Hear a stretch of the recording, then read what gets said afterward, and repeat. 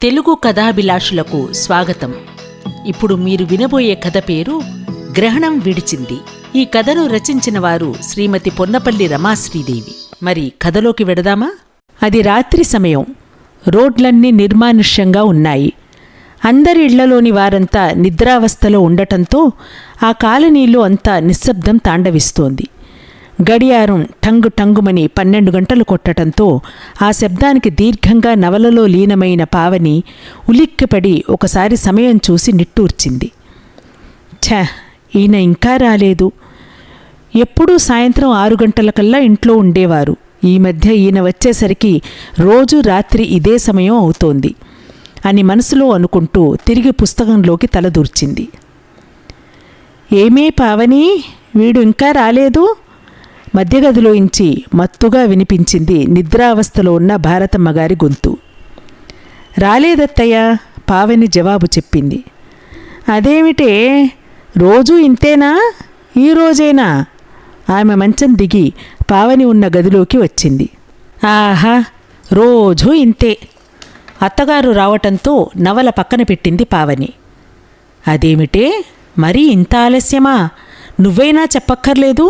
సమయానికి సరైన తిండి నిద్ర లేకపోతే వాడి ఆరోగ్యం ఏం కావాలి? వేళకు రమ్మని నువ్వే పోరు పెడుతూ ఉండాలి. భార్యగా అది నీ బాధ్యత కాదు అంటూ దీర్ఘం తీసింది భారతమ్మ. అత్తగారి మాటలు వినేసరికి పావనికి అరికాలమంట నెత్తికెక్కింది. కాని తన ఆగ్రహాన్ని బలవంతంగా అణుచుకుంది. అలా తన కోపాన్ని నిగ్రహించుకోవడానికి కూడా కారణం లేకపోలేదు. ఎందుకంటే ఆమెకు తను ఒకసారి రమ్మనమని ఉత్తరం రాయగానే దానికి జవాబుగా ఆమె జాబు అందుకున్న వెంటనే ఉన్నపళంగా బయలుదేరి ఈరోజే వచ్చింది. వచ్చిన వెంటనే మాటకు ఎదురు చెప్పటం ఇష్టం లేక ఊరుకుంది. ఆమెను ప్రత్యేకంగా లెటర్ రాసి పిలిపించిన కారణం ఆమెకు వెంటనే చెప్పే కన్నా నిదానంగా చెప్పవచ్చునని అనుకుంది. అందుకే మౌనంగా ఉండిపోయింది. ఏమిటే పావని, ఏమీ మాట్లాడకుండా అలా బెల్లం కొట్టిన రాయిలా కూర్చున్నావేం అన్నది భారతమ్మ. ఏమి చెప్పమంటారు? మీరు ఈరోజే ఊరి నుంచి వచ్చారాయి. ఇక్కడి సంగతులు విశేషాలు మీకెలా తెలుస్తాయి? మీ కొడుకుకు వేళకు తిండి మాట ఎట్లా ఉన్నా ఆయన నిద్రకు ఏమాత్రం లోటు లేదు. సాయంత్రం ఆఫీసు వదిలిపెట్టినప్పటి నుంచి మర్నాడు మళ్ళీ పొద్దున డ్యూటీకి వెళ్లే వరకు ఆయన నిద్రావస్థలోనే ఉంటారు. కాబట్టి ఆయనకు నిద్రలేమి అన్న చింత మీకేమీ అక్కర్లేదు అని ఎంతో శాంతంగానే చెప్పాననుకుంది. కానీ ఆమె నోటి వెంట ఆ మాటలు చాలా కటువుగా వచ్చాయని భారతమ్మ గ్రహించింది. ఏదో జరిగిందని ఆమె మనసు శంకించింది. కానీ అసలు విషయమేమిటో తెలుసుకోకుండా వాదోపవాదాలు అనవసరమని ఆమె పెద్దరికం హెచ్చరించింది. అయినా కోడలు ఒకసారి తనని రమ్మనమంటూ ప్రత్యేకంగా ఉత్తరం రాయటంతో ఏదో బలమైన కారణమే ఉంటుందనుకొని ఆమె కూడా మౌనం వహించి మళ్లీ నిద్రకు ఉపక్రమించింది. పావని ఇక తను కూడా పడుకుందామని లేవగానే బయట స్కూటర్ శబ్దం వినిపించటంతో వెళ్ళి తలుపు తీసింది. స్కూటర్ స్టాండ్ వేసి మెల్లగా తూలుతూ రాబోతున్న భార్గవ్ గుమ్మంలో నిలబడి ఉన్న పావని వంక ఒకసారి చూసి ఆమె తీక్షణమైన చూపుల్ని తట్టుకోలేక వెంటనే తల త్రిప్పుకొని లోపలికి వెళ్ళిపోయాడు ఆమెని దాటుకొని. అతని దగ్గర్నుంచి డ్రింక్స్ వాసన చాలా ఘాటుగా వస్తోంది. పావని వెంటనే ముక్కు మూసుకుంది. భార్గవ్కి త్రాగటం చాలా సులువుగా అలవాటైనా దాని వాసనను భరించే శక్తిని సంపాదించటం పావనికి ఇంకా అలవాటు కాలేదు. భోజనం చేస్తారా? అతనికి నైట్ డ్రెస్ అందిస్తూ అడిగింది పావని. చెయ్యను, చేసే వచ్చాను. ఈ 2 మాటలే చాలా తడబడుతూ వచ్చాయి భార్గవ్ నోటి వెంట. సరే, పక్క గదిలో అత్తయ్య పడుకుని ఉన్నారు. మీకోసం ఎదురు చూసి చూసి ఇప్పుడే నిద్రపోయారు. వెళ్ళి పలకరిస్తారా, లేక అది కూడా ఈ రోజుకు మానుకుంటారా? వ్యంగ్యంగా అడిగింది పావని. వాట్? మా అమ్మ వచ్చిందా? ఎప్పుడు? ఒక్కసారి తాగిన మత్తు దిగిపోయి ఆశ్చర్యంగా అడిగాడు భార్గవ్.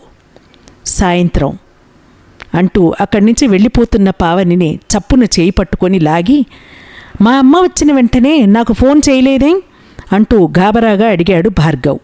ఏం ఫోన్ చేస్తే ఏమి చేసేవారు? మీరు రోజూ చేసే పని ఎక్కడ తెలిసిపోతుందోనని సాయంకాలమే బుద్ధిగా వచ్చి కూర్చునేవారు, అంతేగా?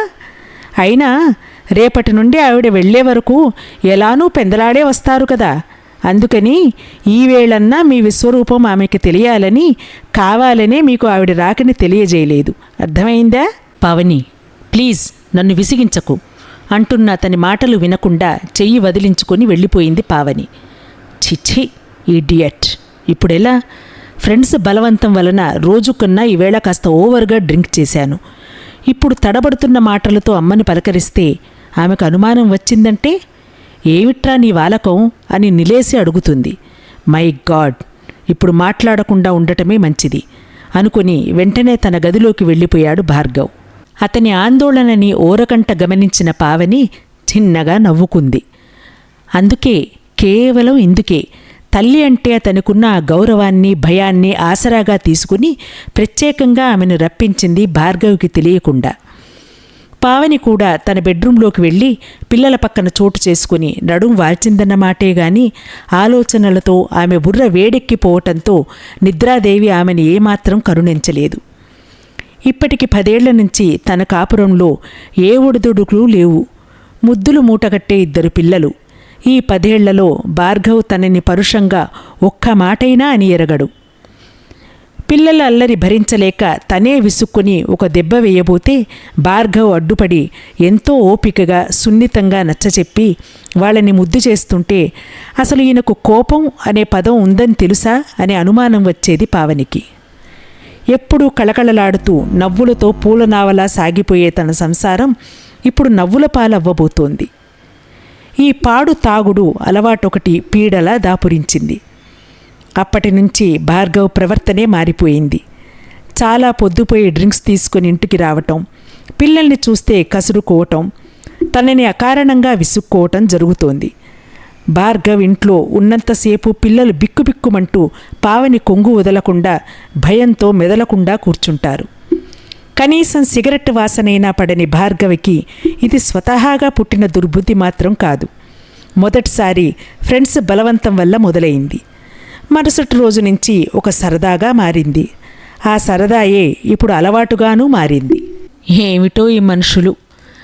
చాలామంది కష్టాలను మర్చిపోవటానికనో టెన్షన్లను తట్టుకోలేకపోతున్నామనో ఇలా ఏదో ఒక నెపంతో ఈ తాగుడుకో లేదా మరే దుర్వ్యసనానికో బానిసలై ఆలోచనారహితులై మెల్లగా రోగాల పాలై ఉన్న సమస్యలను పరిష్కరించుకునే శక్తిని కూడా కోల్పోయి కొత్త సమస్యలను కోరి తెచ్చుకొని ఒక వ్యర్థమైన జీవితానికి బాట వేసుకుంటున్నారు. తమ జీవిత నౌకని సుడిగుండాల వైపుకు దారి మళ్లిస్తున్నారు.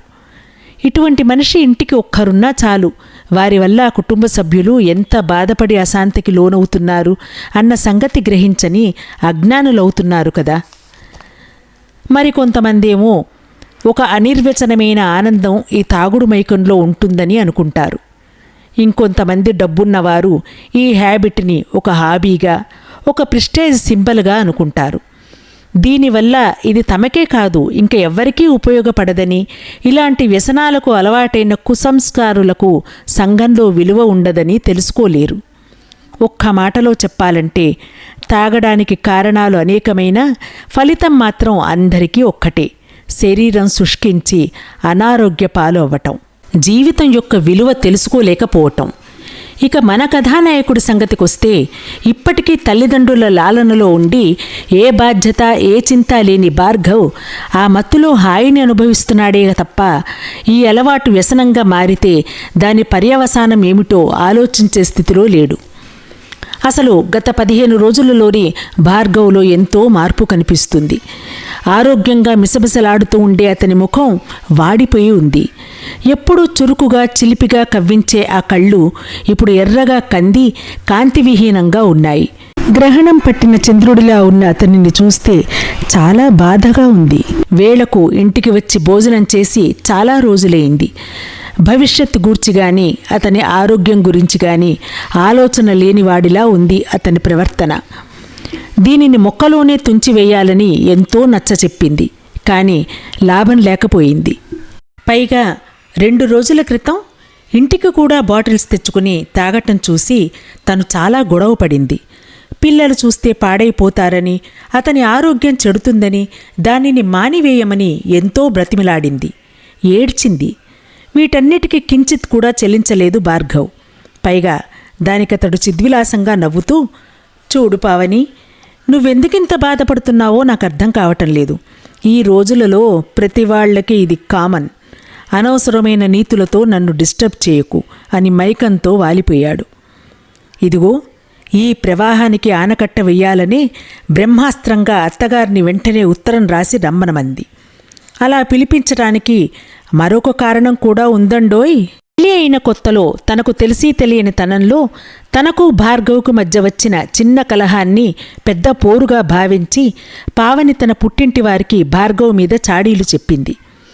ఈ విషయం తెలిసిన భారతమ్మ ఆమెను పిలిచి, చూడు పావని, భార్గవ్ వల్ల ఏమైనా పొరపాటు జరిగి నీ మనసు కష్టపడితే ఇక నుంచి నువ్వు మా పిల్లవు కాబట్టి మాకు చెప్పు. తల్లిదండ్రులుగా మీ సమస్యను మేము సరిదిద్దే ప్రయత్నం చేస్తాం. అంతేగాని నీ పుట్టింటి వారికి వాడి గురించి చెడుగా చెప్తే ఇంకా అతనికి అక్కడ విలువ ఏముంటుంది? ఈవేళ నువ్వు చెప్పే చాడీలను అలుసుగా తీసుకుని మరో రోజు వాళ్ళకి భార్గవ్ గురించి చులకనగా మాట్లాడుకునే అవకాశం ఇచ్చినట్లవుతుంది. ఎల్లప్పటికీ నీ పుట్టింటిలోనే కాదు మరెక్కడైనా సరే అన్ని వేళలా భర్త గౌరవం కాపాడే బాధ్యత భార్యదే.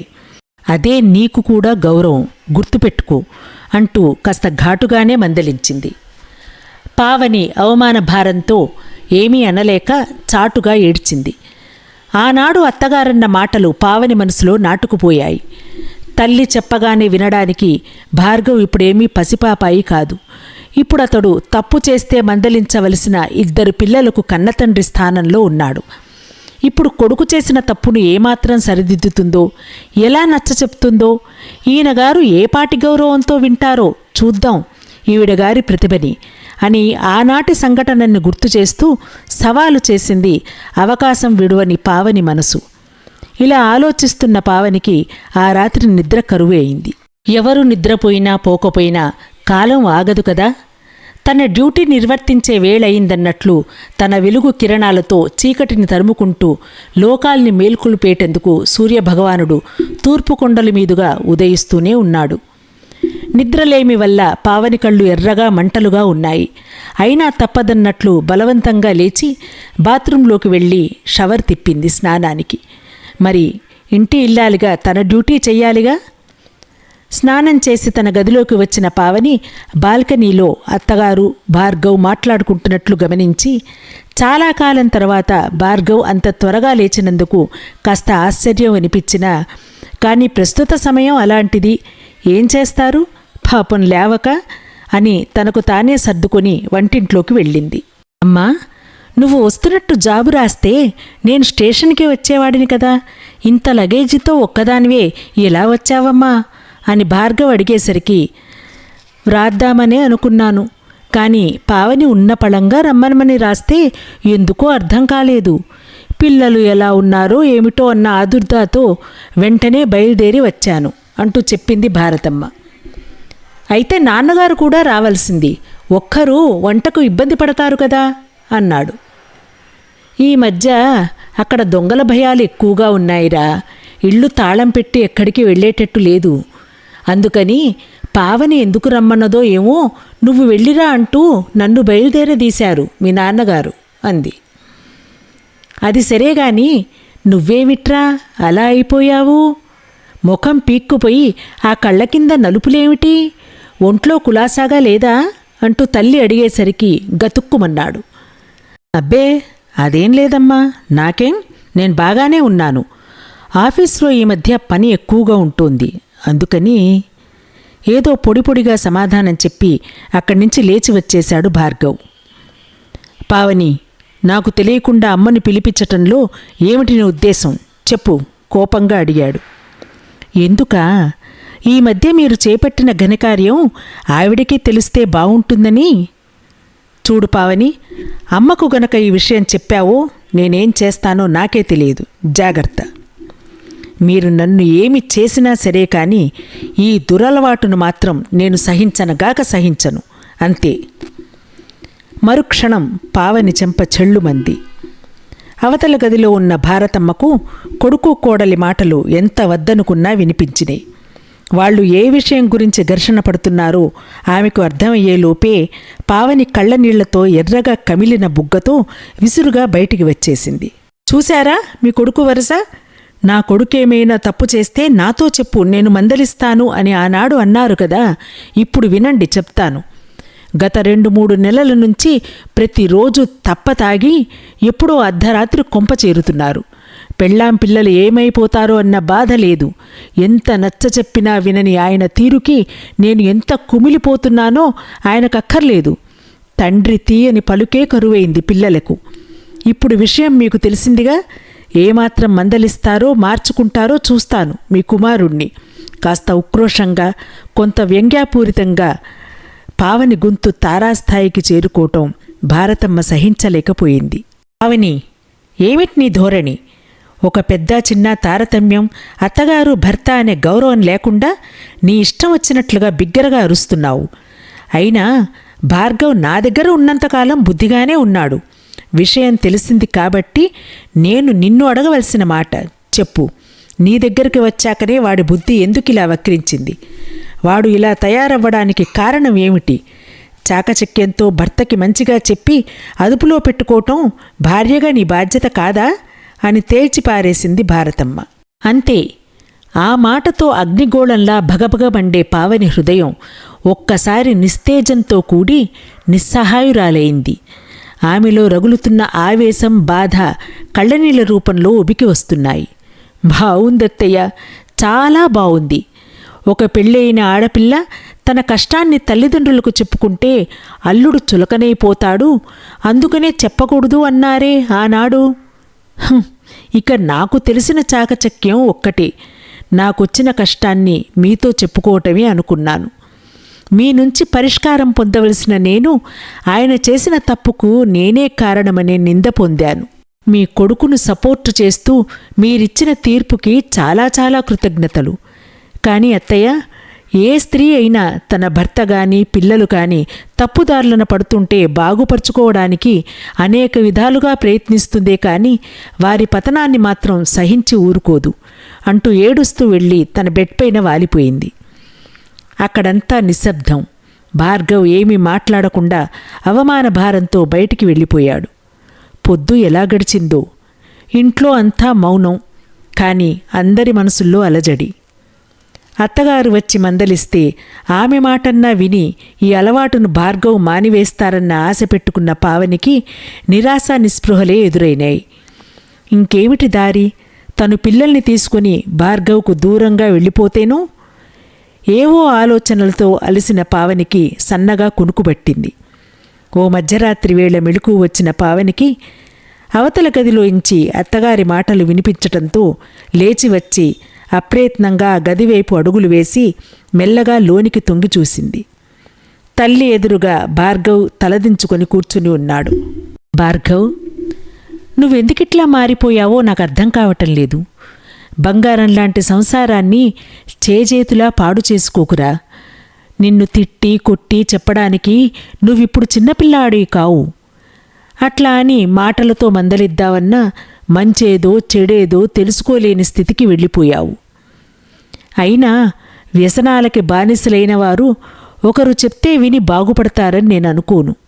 వాళ్ళంతటా వాళ్లకు అనుభవపూర్వకంగా జ్ఞానోదయం అవుతేనే గాని ఆ ఊబిలోంచి బయటపడరు. అటువంటి వారిలో నువ్వు ఒకడివి కాకురా. 2 పిల్లలకు తండ్రివయ్యుండి ఒకరి చేత వేలెత్తి చూపించుకుని నీ విలువను పోగొట్టుకునే స్థితికి దిగజారుతావని నేను కలలో కూడా ఊహించలేదు. ఇప్పుడు నీ పిల్లలు పసివాళ్లు కాబట్టి నీ దగ్గరికి రావాలంటే భయపడుతున్నారు. రేపు వారికి ఊహ తెలిస్తే నీ ఉనికినే అసహించుకుంటారు. నువ్వు ఇలానే కొనసాగించి వాళ్ళకి తండ్రి ఆప్యాయత, ప్రేమ కరువయ్యేటట్లు చెయ్యకు. అలానే వారి ఆదరణకు నువ్వు దూరం కాకు. సహజంగా ఆడపిల్లలు తల్లిని, మగపిల్లలు తండ్రిని ఆదర్శంగా చేసుకుని వాళ్లనే అనుసరిస్తారు. వాళ్ళని మంచి క్రమశిక్షణలో పెంచుతూ తప్పొప్పులను సవరిస్తూ వాళ్లకు బంగారు భవిష్యత్తునివ్వవలసిన బాధ్యత నీదేనని మర్చిపోకు.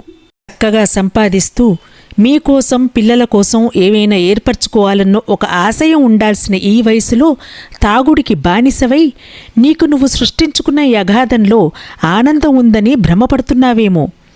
చెడు అలవాట్లు ఏమైనా సరే మనిషి ఆశయాలనే కాదు ఆలోచనలను కూడా నశింపచేస్తాయి. అటువంటి బలహీనతకు దూరంగా ఉండు. నిన్ను చులకన చేసి మాట్లాడటం సహించలేక ఏదో తొందరపాటులో పావనిని అంత మాట అన్నానే గాని పావని చెప్పిన దాంట్లో నాకేమీ తప్పు అనిపించలేదు. లక్షణమైన ఇల్లాల్ని, అహర్నిశలు నీ గురించి తపనపడే భార్యను చేయి చేసుకోవటం చాలా అవివేకం. పావని లాంటి బాధ్యత గల ఇల్లాలు దొరకటం నీ అదృష్టం. నీ ఆరోగ్యం ఏమవుతుందోనన్న దిగులుతో తనెంత కుమిలిపోతుందో నీకు తెలుస్తోందా? నువ్వు చేస్తున్న ఈ తప్పుకు మనోవ్యతతో తాను శిక్ష అనుభవిస్తున్నదని గ్రహించు. ప్రేమ అనురాగాన్ని పంచుకోవాల్సింది పోయి అసహనాలని అవమానాలని పెంచుకుంటున్నారు. భార్గవ్, ఆఖరణ నేను చెప్పేది ఒక్కటే. ఏ గ్రహపాటు వల్లో పొరపాటు చేయటం, ఏదో బలహీనతకు లొంగి తప్పు చేయటం అనేది మానవ సహజం. మనిషికి ఒక మాట అని నువ్వు చేస్తున్న తప్పును సరిదిద్దుకు. అది వ్యసనంగా మారకముందరే బయటపడు. మీ నాన్నగారికి ఈ విషయం తెలిస్తే ఎంత బాధపడతారో ఆలోచించు. మా మీద నీకింకా గౌరవం ఉందని, మా మాట వింటావని ఆశిస్తున్నాను. మళ్ళీ పావని ఆనందంగా రాసే జాబు చూశాకే మా రాకపోకలు ఉంటాయి, గుర్తుంచుకో అని ఎంతో సున్నితంగానూ గంభీరంగానూ హెచ్చరించింది. తలుపు పక్కగా నిల్చుని వింటున్న పావనికి అత్తగారి మాటలలో దాగి ఉన్న ఆమె మంచి మనసు అర్థమైంది. తనను పూర్తిగా అర్థం చేసుకున్న ఆమె ఔన్నత్యానికి ఆనంద బాష్పాలతో చాటుగానే ఆమెకు చేతులు జోడించింది. ఆమెను అమర్యాదగా తూలనాడినందుకు తన ప్రవర్తనకు సిగ్గుపడింది. ఇక తనకి కొండంత అండగా కన్న తల్లిలా అర్థం చేసుకునే అత్తగారు ఉందన్న నిశ్చింతతో చాలా రోజుల తర్వాత మనసు తెరిపినపడి హాయిగా నిద్రాదేవిని ఆశ్రయించింది పావని. కాని భార్గవికి మాత్రం తల్లి ఇచ్చిన బ్రెయిన్ వాష్తో ఇంకా తేరుకోలేదు.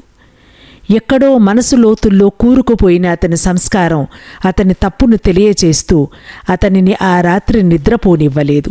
మర్నాడు పొద్దున్నే తిరుగు ప్రయాణానికి సిద్ధమైంది భారతమ్మ. అత్తయ్య, మీ మనసు అర్థం చేసుకోక పరుషంగా మాట్లాడినందుకు నన్ను క్షమించండి. ఇలా వచ్చిన వెంటనే వెళ్ళిపోతున్నారు అంటే నా మీద కోపం వచ్చిందనేగా కళ్ళనీళ్లతో అడిగింది పావని. చాచా, ఊరుకో పావని, నీ మీద నాకేమీ కోపం లేదు. నాకు భార్గవ్ ఎంతో, నువ్వు అంతే అంటూ అక్కున చేర్చుకుని కళ్ళు తుడిచింది భారతమ్మ. అమ్మా, 4 రోజులన్నా ఉండకుండా అప్పుడే వెళ్ళిపోతావా అన్న భార్గవ్తో, రాత్రే చెప్పానుగా, నీ ప్రవర్తనలో పరివర్తన వస్తేనే మా రాకపోకలు ఉంటాయని అని కఠినంగా సమాధానమిచ్చింది భారతమ్మ. ఇక ఆమె ప్రస్తుతం ఉండమన్నా ఉండదని భార్యాభర్తలిద్దరికీ ఆమె గాంభీర్యం అర్థమై మౌనం వహించారు. ఆ రోజు ఆఫీసు నుంచి భార్గవ్ పెందలానే ఇంటికి వచ్చాడు. పావని మనసు ఆనందంతో నాట్యం చేసింది. చాలా రోజుల తర్వాత పిల్లలను చేరదీసి వాళ్లతో ఆటలాడాడు. చిన్నారులిద్దరూ ఆనందంతో తండ్రికి ఎన్నో కబుర్లు చెప్తూ భార్గవ్ ఒడిలోనే ఆదమరచి నిద్రపోయారు. పావని, ఐఆమ్ సారీ, ప్లీజ్ నన్ను క్షమించవు అంటూ ఆమె మెడ చుట్టూ చేతులు వేసిన భార్గవ్ కౌగిట్లో నిశ్చింతగా గువ్వలా ఒదిగిపోయింది పావని.